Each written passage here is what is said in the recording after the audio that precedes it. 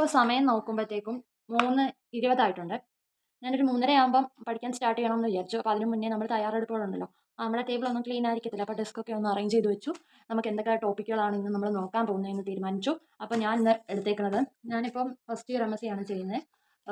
അപ്പോൾ ഫസ്റ്റ് സെമ്മിൽ നമുക്ക് മൊത്തത്തിൽ നോക്കിക്കഴിഞ്ഞാൽ 4 പേപ്പറാണുള്ളത്. 4 പേപ്പർ ഡിഗ്രിക്ക് പഠിച്ച, ഞാൻ ബോട്ടണിയാണ് എടുത്തേക്കുന്നത്. അപ്പോൾ ബോട്ടണിക്ക് നമ്മൾ സബായിട്ട് പല പല ടോപ്പിക്കുകളിലായിട്ട് പഠിച്ച കാര്യങ്ങൾ, അതായത് ഇപ്പം ആൽഗെ ഉണ്ട്, mycology, gymnosperms, angiosperms, pteridophytes, bryology.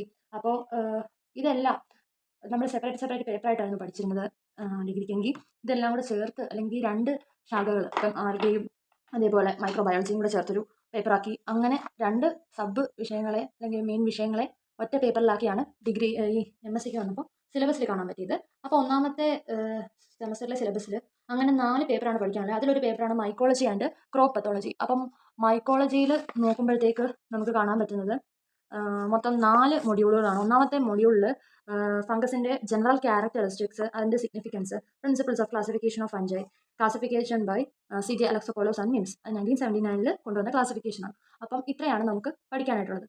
അപ്പോൾ ഞാൻ ഇന്ന് ആദ്യം എടുക്കുന്നത് അലക്സോപോലോസിന്റെ മിംസിന്റെ ക്ലാസിഫിക്കേഷൻ പഠിക്കാനായിട്ടാണ്. കഴിഞ്ഞ ദിവസം ഞാൻ കുറച്ച് റെഫറൻസ് എടുത്ത് വെച്ചിരുന്നു. അപ്പോൾ അങ്ങനെ വെച്ച് നോക്കിയപ്പോൾ എനിക്ക് ഒരു PPT ഒക്കെ നല്ല PPT കിട്ടിയിട്ടുണ്ട്.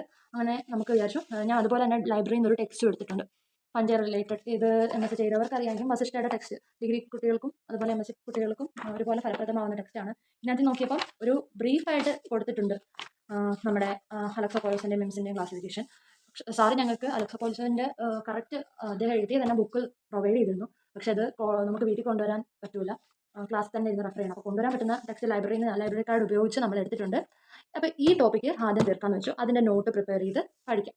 അപ്പം ഇന്ന് ഞാൻ ഉദ്ദേശിക്കുന്നത് ഒരു 3:20 ആകുമ്പോൾ നമ്മൾ പഠിക്കാനിരിക്കുന്നു. അങ്ങനെ ഒരു 4:30 വരെ ആദ്യത്തെ സെക്ഷൻ, കഴിഞ്ഞ് 4:30 to 5:30, 5:30 to 6:30. അപ്പോൾ ഈ ടൈം കൊണ്ട് നമുക്ക് എത്രത്തോളം മാക്സിമം കവർ ചെയ്യാൻ പറ്റുമോ ഈ മൊഡ്യൂൾ, അത്രത്തോളം നമ്മൾ കവർ ചെയ്യണം. ഞാൻ ഉദ്ദേശിക്കുന്നത് ഈ ഫുൾ മൊഡ്യൂൾ ഇന്ന് തീർക്കണം എന്നാണ്. എത്രത്തോളം പറ്റും എന്നറിയില്ല, ജസ്റ്റ് നമുക്ക് ട്രൈ ചെയ്യാം. ആദ്യം നമ്മൾ നോക്കാൻ പോകുന്നത് ക്ലാസിഫിക്കേഷൻ തന്നെയാണ്.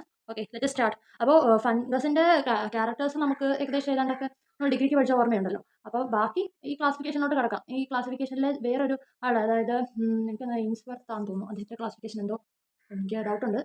ഒരു ക്ലാസിഫിക്കേഷൻ നമ്മൾ പഠിച്ചതാണ്, വേറെ ഒന്നും പഠിച്ചിട്ടില്ല. അപ്പോൾ ഇത് ന്യൂ ആണ് ടോപ്പിക്ക്. നമുക്ക് അതിൻ്റെ നോട്ട് പ്രിപ്പയർ ചെയ്ത് എഴുതാം. അതിനുശേഷം കട്ടിയുള്ളതിൽ നിന്ന് എളുപ്പത്തിലോട്ട് പോകാം. അതാകുമ്പോൾ ലാസ്റ്റ് ആകുമ്പം പഠിക്കാൻ മടി തോന്നുമ്പം ഈസിയുള്ള ടോപ്പിക്ക് ആകുമ്പോൾ കുഴപ്പമില്ലല്ലോ. ഞാൻ സാധാരണ അങ്ങനെ ചെയ്യാറില്ല. സാധാരണ എല്ലാവരും എളുപ്പത്തിൽ നിന്ന് പാടിലോട്ട് പോകുമ്പോൾ ഞാൻ സാധാരണ നേരെ തിരിച്ചാണ് ചെയ്യാറുള്ളത്. കട്ടിയുള്ളത് ആദ്യം പഠിച്ചു തീർക്കും, എന്നിട്ട് ലാസ്റ്റ് എളുപ്പമുള്ളത് വെച്ചേക്കും. ഓക്കെ, ഐ ഹോപ്പ് ഈ ഒരു സ്റ്റഡി ബ്ലോക്ക് നല്ലതായിട്ട് കംപ്ലീറ്റ് ചെയ്ത് അതേപോലെ തന്നെ ഞാൻ ഉദ്ദേശിച്ചത്ര ടോപ്പിക്ക് കവർ ചെയ്യാൻ പറ്റുമെന്ന്. Okay, let us start.